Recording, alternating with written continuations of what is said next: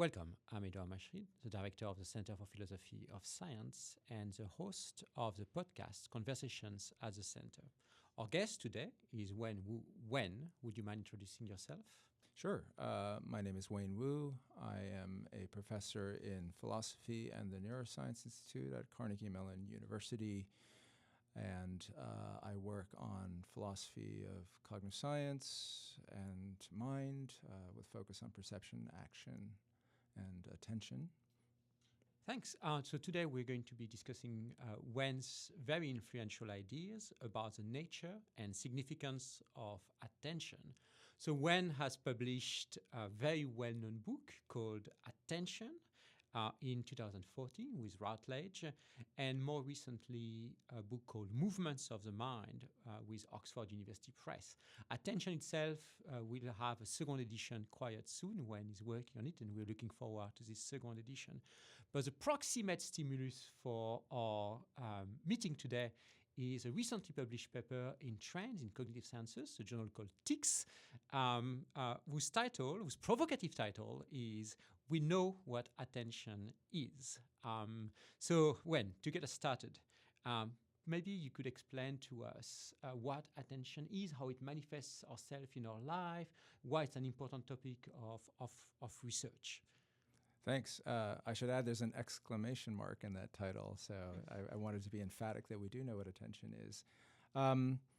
So attention is important because agency is important. To survive, to flourish, we have to do things. And our doing things tends to be selective.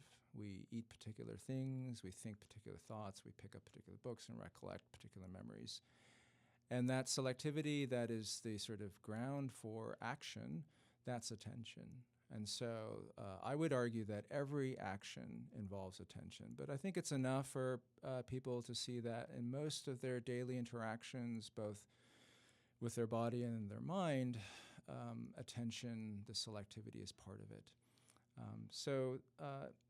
I think James gets it right a long time ago in this famous description where I believe he's channeling a kind of folk psychological conception where he says, this is what we all know.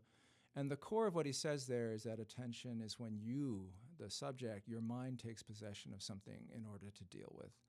And so that's that connection between attention and action that I think is fundamental. I think it's worth adding maybe here that by action you don't just mean physical bodily action. You also mean mental actions, right? So maybe give us a few examples of what mental action. Yeah. So and I think that's important in the empirical context because often in cognitive science, action does have a narrower meaning like bodily movement. So obviously when you reach in cases where you reach for an object like your phone, then you visually attend to it. So that's a kind of case that bodily movement theorists will be interested in. But in the mental case, following a train of thought deliberately in terms of reasoning and figuring out a problem. So James has this idea that the mind can take possession of a train of thought. And so you can do it deliberately. You can also do it in the sense of mind wandering. So you could follow, it could be a sequence of images, it could be propositions. And so that's a kind of deliberate versus automatic form of mental attention. Recollection would be another case, imagining specific things. All those cases, I think, involve attention. Good. I think it's also worth noticing that the way you're describing it is at what philosophers call the personal level. Right. Is that intentional? In contrast maybe to thinking that attention is something that you should find at what philosophers call the subpersonal level when you start dividing the mind into maybe mechanical parts or something of that kind? Yes. So in the way that I think about it, attention is attributed to an agent, a subject. I think there's a really important issue because people do locate attention in these so-called subpersonal levels. And I think that's one of the important issues to adjudicate. But starting with James in terms of the phenomenon that we grasp, I think we grasp it precisely because it's a personal level phenomenon. It would be an interesting issue to flesh out all these selective processes that are studied in cognitive science and to what extent we might want to collate them with attention. I think we might come back to that too soon. It might seem that the phenomenon you're describing is one we all acquainted with. It's true that, when we grab specific object, ignore other, we choose some options, ignore others, we look at some images, ignore others. So it does seem to be central to what you call action, broadly understood. Why is, despite the fact it seems so obvious, why is the notion so controversial in cognitive science and in neuroscience? I believe it is, Yes, right? yes, yeah. And I believe your paper, we know what attention is, replies to papers that actually says we don't know what attention is. Yes, that's right. That's right. There's some very nice papers. Britt Anderson has one. There's no such thing as attention, I believe, is what it's called. Bernhard Hummel and others have one called "We Don't Know What Attention Is," or "Nobody Knows What Attention Is." So that title that I chose for the TICS paper is precisely a way of responding to that. It turns out, I think, if people read those papers, they would find surprisingly that there isn't a lot of disagreement between the three papers at issue. But there is a disagreement. So in the TICS paper, I note a psychologist around William James's time who made a complaint, and I call it the ignorance and anarchy complaint. So there's the question which ought to be central to the theory of attention, which is, what is attention? And Carl Gross, the person I'm thinking of, complained that there were too many answers. That's the anarchy complaint. And I think maybe on the basis of that, he concluded that, well, we must not know what attention is. And what I find striking in people who read the TICS paper, they'll see a quote from Russell Poldrack, who's a psychologist now at Stanford University. And Poldrack in 2018, in a sort of interview, made exactly the same complaint 125 years later. So there is this perception among some cognitive scientists, even those who study attention, that there's a sense in which we don't know what attention is. And I think it's striking that that problem seems to still be with us 125 years after Gross first complained. So to tie this to the point you just made with one we talked about a few minutes ago, isn't that because people like Poldrack and Gross, maybe whom I don't know, are locating attention at many different levels, or maybe at a subpersonal level? If they had set their sight on the personal level, maybe they would have seen the unity or the functional unity of attention. Might it be part of the story? I think that might be part of the story. Yeah, I would agree. I think there's broad agreement that attention is a selective phenomenon. Some textbooks give a kind of a gloss on what attention might be by saying that attention is selection of, say, information for further processing. But that's too broad. But if you at least have that in the back of your mind to pull out when you want to think about whether something's attention, then I think you'll just end up finding attention everywhere. So if you're studying a selective process and that's what your lab is focused on, then it's not a big leap to say that it's a kind of attention. But if it's derived from that too general claim that attention is just selection of information for further processing, then I think this is where we get this proliferation that they're finding. That textbook gloss is seemingly false. I think we would agree that not every kind of informational selection will count as attention. It just makes it too broad. So I suspect that might be one of the roots for why there's a proliferation of ways of thinking about attention. Good. I have some further comments and questions about that. One of them is, and I think that does relate to something that you talked about in your TICS paper, the situation is not that different from what you find for other scientific notions. The one that comes to mind is the notion of genes. The term gene, people do complain and have complained extensively about the fact that what we call gene is extremely diverse. That's right. And people have had somehow the similar type of reaction about genes. Some people say, well, we must eliminate genes, exactly as some people seem to have been saying, as we must eliminate attention. So it seems to be quite not an unusual situation in science. But I think your take here is a little bit different from what some biologists or historians and philosophers of biology want to say. You do think there's a unity of what attention is, provided you don't broaden the application of the term too much to every selective process. Yeah, and so I think the problem of genes is the attempt that I make with respect to attention in that TICS paper may not carry over, will not carry over to some of these other cases. I think part of the challenge of for this problem that Poldrack and Gross voice is, how do we solve it? So one way you could solve it is that you could try and come up whole cloth with a new definition of attention, and people have certainly tried that. I think that generates a lot of mixed responses. So in the TICS paper, I try and do something different. My goal there to respond to the skepticism that we do find in cognitive science was to look at the methodology, in particular to look at the standard paradigms for attention, and to notice, or I noticed that this Jamesian structure, the mind selecting something to deal with, is basically baked into every paradigm, because that's how the tasks in those paradigms are designed. They're designed to control attention to particular targets. And so you require, as part of proper or correct task performance, a kind of necessary condition that the subject does have to select a feature to report on, to remember, to encode.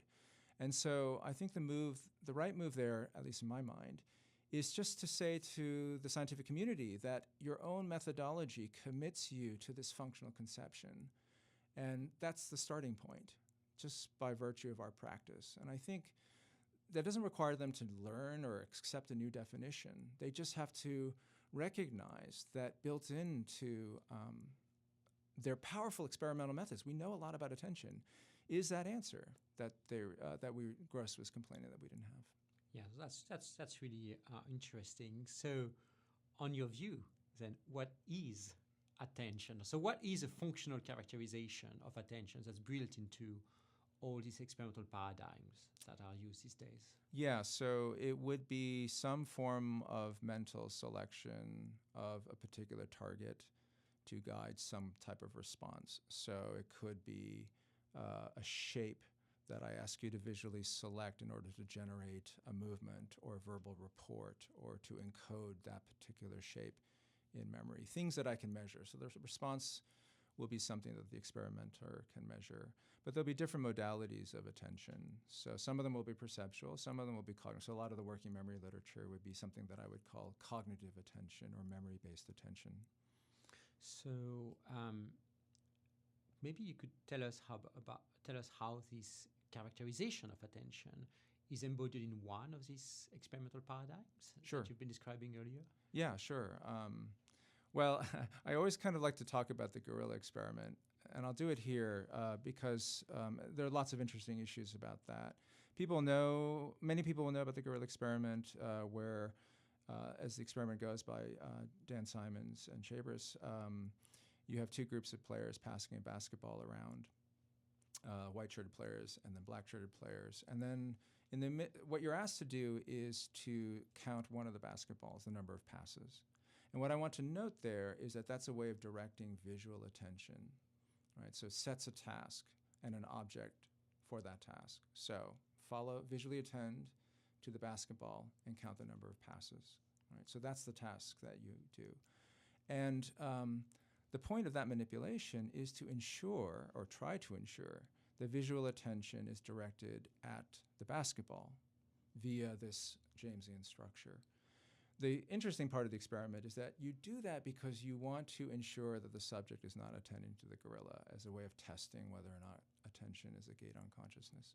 So I think that's part of a set of so-called inattentional blindness experiments.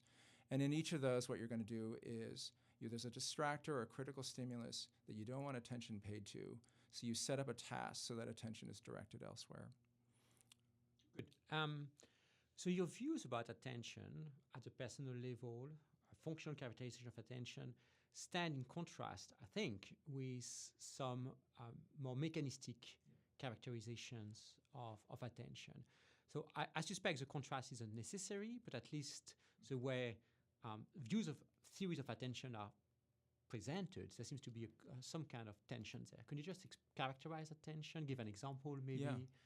Yeah, so I think everyone will agree that attention has an effect, right? When we attend to things, it has some effect. So in the Jamesian conception that I've been working with, attention affects your response, right? It guides your response. It sets the parameters for your response. In the neuroscience community, there's a lot of interest in attention having a different kind of effect, namely effect on neural processing. And for example, a very standard effect is to look at the activity of neurons that are responding to stimuli that could be task relevant for the animal subject or the human subject. And you can see changes in the intensity of the neural response, a change in gain. And the thought there would be that that change in gain is tied to a mechanism of attention. Attention is turning up the signal, if you'd like. And there are lots of other neural effects that neuroscientists have studied, but it's the same issue, that those neural changes are going to be explained by the effect of attention. And so in that sense, attention is a kind of neural mechanism. And it looks like that is different from attributing that to attention to the subject. It looks like a different level of analysis. So I think those moves are really quite interesting. For me, the issue there is, well, there are two choices I think the scientist has, or those of us who are interested in the science of attention. So on the one hand, you could say that that is a kind of attention, and then it looks like we might have a disjunctive category, right? Attention is this personal level thing, it's also this subpersonal level thing. But consistent with the data would be a different view that I think a lot of neuroscientists hold, which is that those mechanisms explain attention. They realize or constitute or implement, take your favorite relation there. And I think that's perfectly consistent with the same data. It just doesn't see those mechanisms as a form of attention, but as explaining attention. And I think that's the view that we ought to go for. For the disjunctive conception, I think, would require a lot more argument. So I think that's the most controversial part of the TICS paper. I think, if I remember correctly, you proposed that, at least at the neuroscientific level, we should not view explanatory claim involving attention as having any real content. In fact, I suspect you think we should eliminate this way of talking or reinterpret it. I guess you might have had some pushback. I don't know. We'll see. I'm going to the Vision Sciences Society again. So I presented an early version of that paper in a talk, a nice satellite session, 5is, that Kevin Landy at York University and Chaz Firestone at Johns Hopkins put together, where they want philosophers and scientists to talk to each other. So we'll see if people push back there.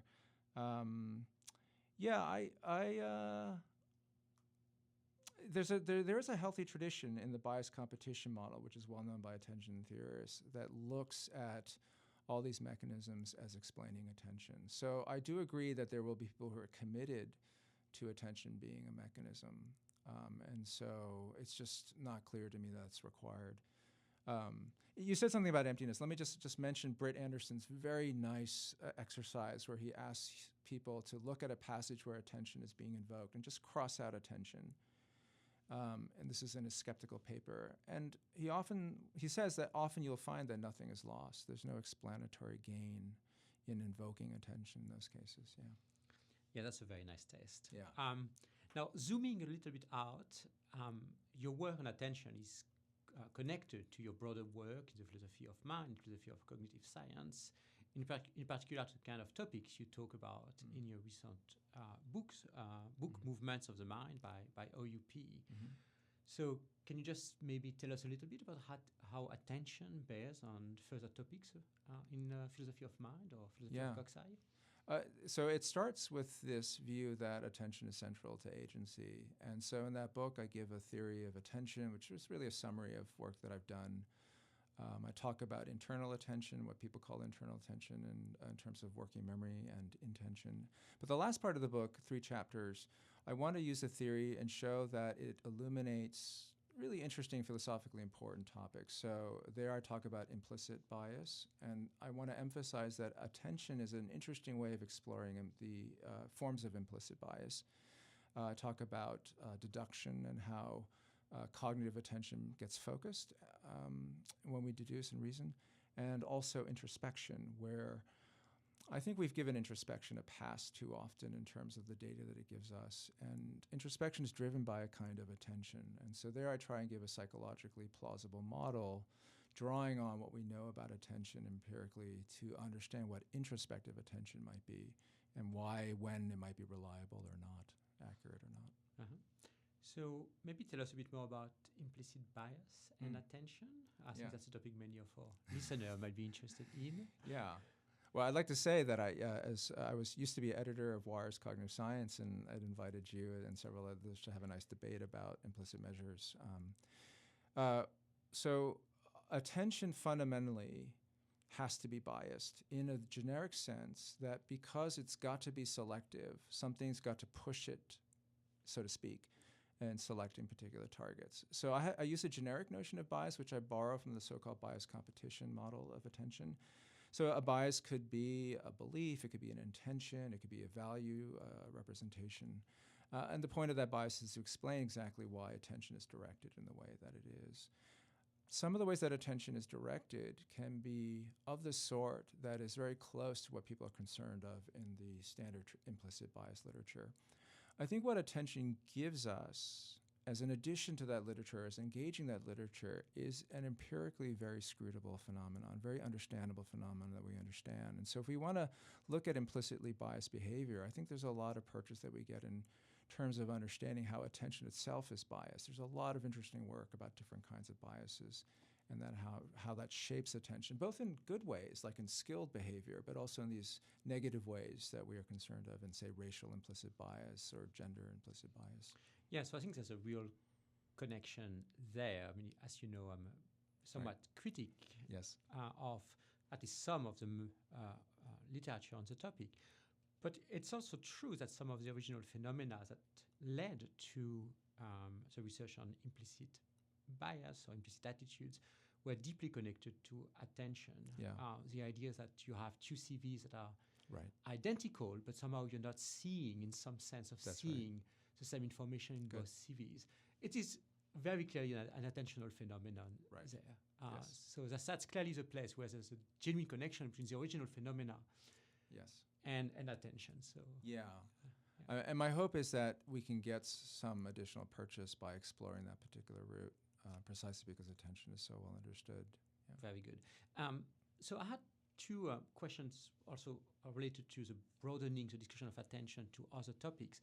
One of them is that you mentioned in the TICS paper is psychiatric conditions like ADHD, for example, which are often viewed as a disorder of attention. Yeah.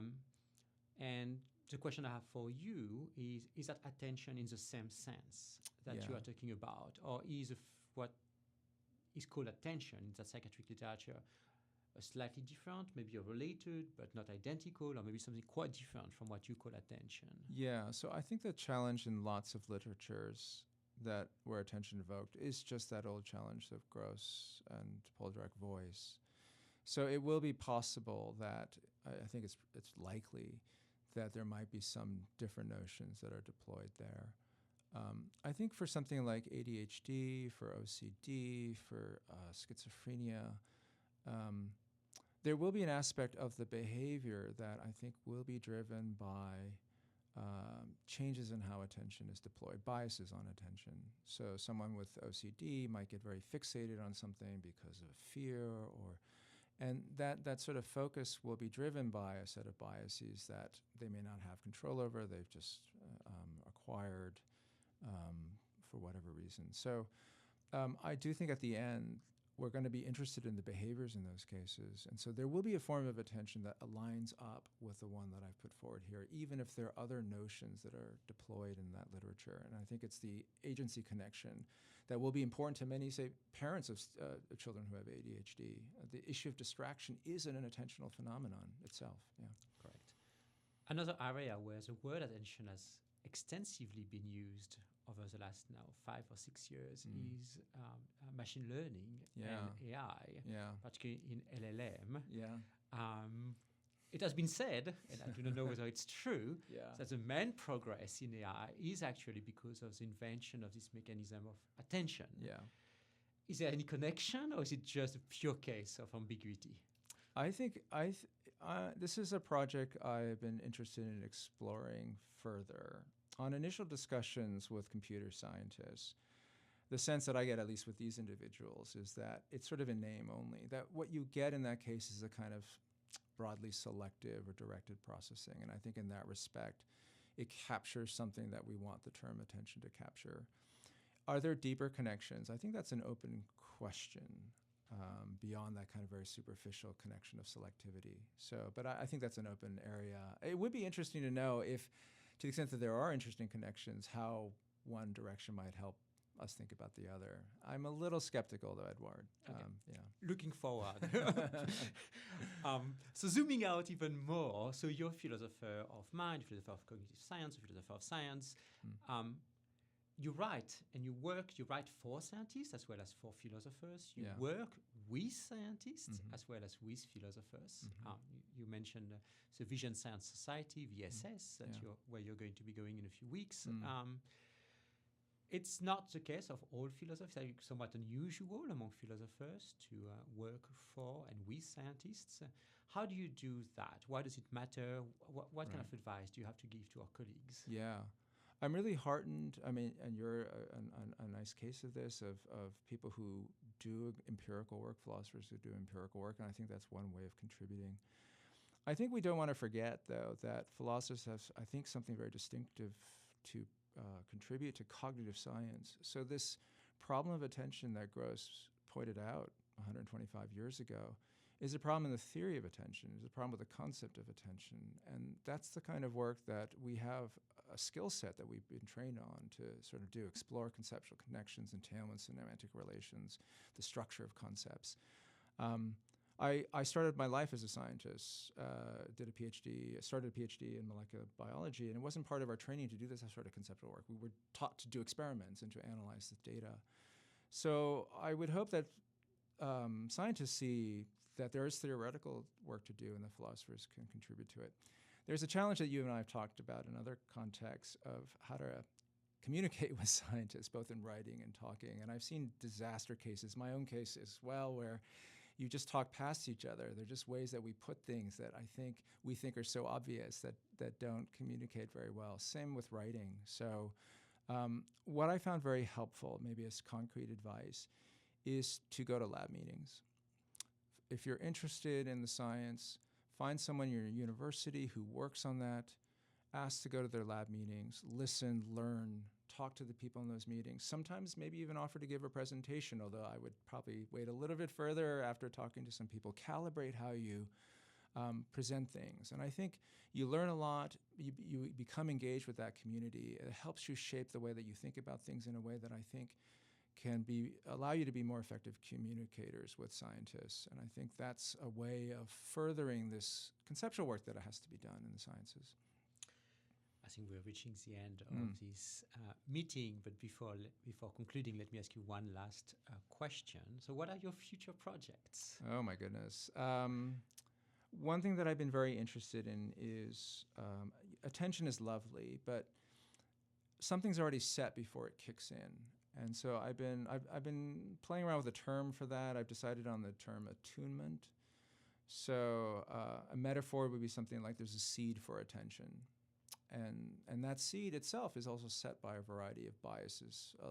You learn or acquire, sorry, the metaphor is not great, but you learn or acquire this kind of basis, this potential for attention. And so I'm thinking about writing another book that on this particular topic, taking one step behind or before attention gets engaged. And so hopefully, I think that there's a lot of ways that engages with the skill literature, the norms of attention literature. So I'm hoping there'll be something to that.